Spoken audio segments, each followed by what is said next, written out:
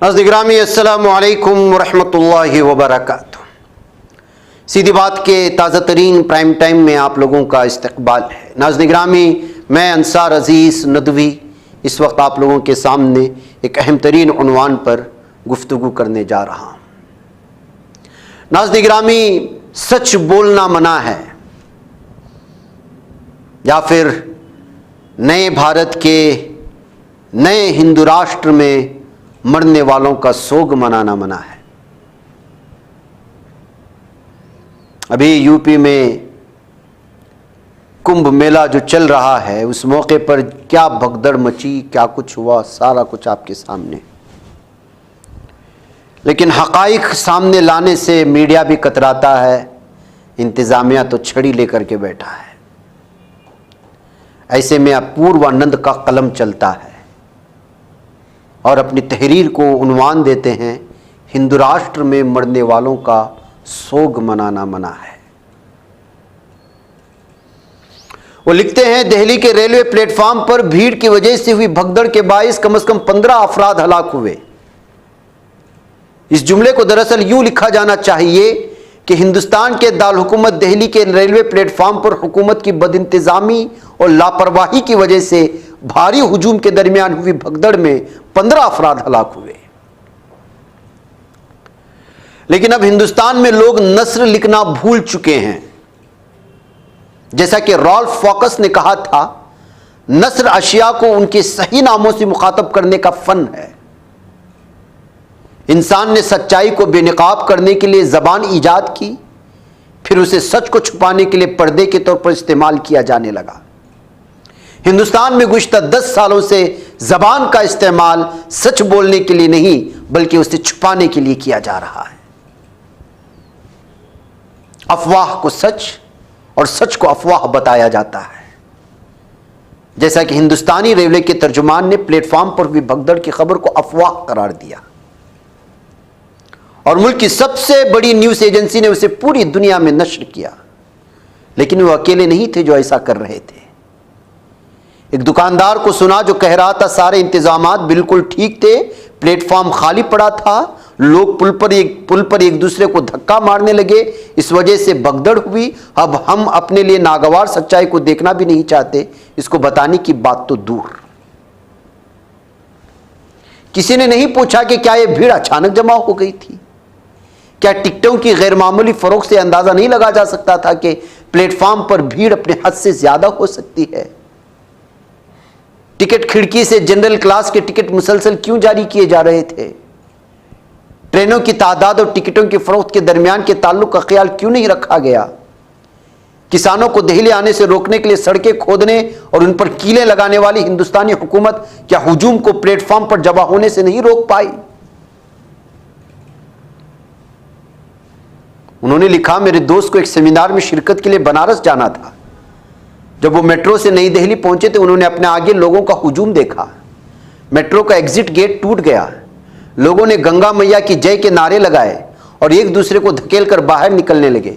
मेरे दोस्त ये मंजर देखकर घबरा गए और बनारस जाने का इरादा तर्क करके लौट आए। जब ये मंजर मेट्रो स्टेशन का था तो आगे रेलवे प्लेटफॉर्म पर क्या होगा, इसका अंदाजा क्या इंतजामिया नहीं लगा सकती थी। ये भीड़ खुद ब खुद जमा नहीं हुई थी। कुंभ जाने की अपील वज़ीर आज़म, कई वज़राए आला और कई हुकूमतें कर रही थी। हर सरकारी इमारत की दीवारों पर कुंभ में मदऊ करने वाले बड़े बड़े पोस्टर होर्डिंग महीनों से आवेजा हैं। मोहल्ले में लोगों को कुंभ जाने के लिए कहा जा रहा था। कुंभ जाकर ही आप अपना हिंदूपन साबित कर सकते थे। गुज़श्ता कई दिनों से इलाहाबाद जाने वाली तमाम सड़कें जाम थी। फिर दिल्ली रेलवे स्टेशन पर भीड़ का अंदाजा क्यों नहीं लगाया जा सकता था। महकमे रेलवे के तर्जुमान ने इब्तिदाई तौर पर इस भगदड़ को अफवाह करार दिया। फिर कहा गया कि कुछ अफरा तफरी तो हुई है, लेकिन हालात काबू में हैं। वजीर रेलवे ने भी हकीकत छुपाने की कोशिश की और गुमराहकुन बयान दिया। बाद में इन सबको मानना पड़ा कि भगदड़ हुई है और हलाकतें हुई हैं, लेकिन अब इसके लिए लोगों की बेचैनी को जिम्मेदार ठहराया जा रहा है। कहा जा रहा है कि लोग क्यों एक साथ निकल पड़ते हैं और हुकूमत को बरी करने की कोशिशें साथ साथ की जा रही हैं। आखिर वो इस तरह की भीड़ को कैसे संभाल सकती है। अगर आप भूल न गए हो तो 5 साल पहले हमने हिंदुस्तान की सड़कों पर ऐसा ही मंजर देखा था। ये कोविड के इब्तिदाई दिन थे, वजीर आजम ने अचानक लॉकडाउन का ऐलान कर दिया। उसके आगे के लिए कोई तैयारी नहीं की गई। अगली सुबह से दिल्ली और दीगर मेट्रो सिटी से मजदूर अपने घरों को रवाना होने लगे। उस वक्त भी हुकूमत ने कहा था कि उन्हें घर ले जाना हमारी जिम्मेदारी नहीं है। मजदूरों को गैर जिम्मेदार करार दिया गया। बीजेपी के एक एमपी ने यहां तक कहा कि ये सब तफरीक के लिए निकले हैं। ये नहीं पूछा गया कि हुकूमत ये अंदाजा क्यों नहीं लगा सकी कि लॉकडाउन की वजह से इतने दिहाड़ी मजदूर अचानक अपनी रोजी रोटी से महरूम हो जाएंगे और वो उनके भूख मरने की नौबत आ जाएगी। फिर वो अपने गांव में पनाह लेने के सिवा और क्या कर सकते थे। लेकिन हुकूमत ने कह दिया कि वो लॉकडाउन नाफिज कर सकती है, उसके नताइज के लिए उसे जिम्मेदार नहीं ठहराया जा सकता। लाखों लोग हजारों किलोमीटर पैदल चले, लेकिन हुकूमत खामोश तमाशाई बनी रही। सुप्रीम कोर्ट में एक दरखास्त दायर की गई जिसमें कहा गया था कि हुकूमत को मजदूरों को रिलीफ फराहम करने का हुक्म दिया जाए। वहां हुकूमत ने झूठ बोल दिया कि सड़क पर कोई मजदूर नहीं। हम टीवी पर देख रहे थे कि किस तरह हजारों मजदूर पैदल चले जा रहे हैं, लेकिन अदालत ने वही देखा जो हुकूमत ने उसे कहा। नोटबंदी के वक्त हुकूमत ने यही कहा था। हमें इस वक्त बैंकों के सामने लगी कतारों की तस्वीरें याद हैं। उस वक्त भी हुकूमत ने आवाम को पहुंचने वाले मसाइब की जिम्मेदारी लेने से इनकार किया था।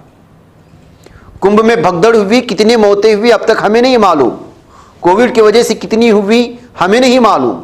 हुकूमत का कहना है कि इतने लोग जिंदा बच गए, इसके लिए हमें हुकूमत का शुक्रिया अदा करना चाहिए।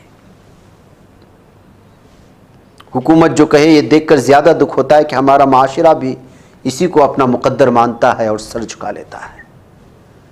ये कहना पड़ेगा कि ये ज्यादातर हिंदू समाज है। क्या उसकी वजह यह है कि हिंदुओं की अक्सरियत मान बैठी है कि सदियों के बाद हिंदुस्तान में हिंदुओं का राज आया है। अगर कुछ ऊंच नीच हो तो हमें बर्दाश्त कर लेना चाहिए, क्योंकि अब एक बड़े मकसद को पूरा करने का वक्त है और वो मकसद हिंदू राष्ट्र का क़याम है। क्या यही वजह है कि हिंदुओं ने शहरी के तमाम हुकूक तर्क कर दिए हैं और अपने आप को रियाया में तब्दील कर लिया है, जिनके साथ बादशाह जिस तरह चाहे सलूक कर सकता है? अब हमें एक ऐसे कानून के लिए तैयार हो जाना चाहिए जिसके मुताबिक मरने वालों के लिए सोग मनाना जिंदा लोगों के खिलाफ जुर्म तस्वुर किया जाएगा। अपूर्वानंद दिल्ली यूनिवर्सिटी के प्रोफेसर हैं नाज़ गिरामी, लेकिन कितने बेहतरीन अंदाज में हमें समझाने की कोशिश की कि जब ये राष्ट्र आएगा तो आप किस तरह पीछे चले जाएंगे। मुझे इजाज़त दें। अस्सलामु अलैकुम रहमतुल्लाहि व बरकातुहू। बच पाता है कोई सहाफ़ी की निगाहों से, मिलाता है ये लोगों को मोहब्बत की पनाहों से। करम और दर्द मंदी का है एक संसार सीधी बात। अज़ीमत जुर्अतो हिम्मत का है इज़हार सीधी बात।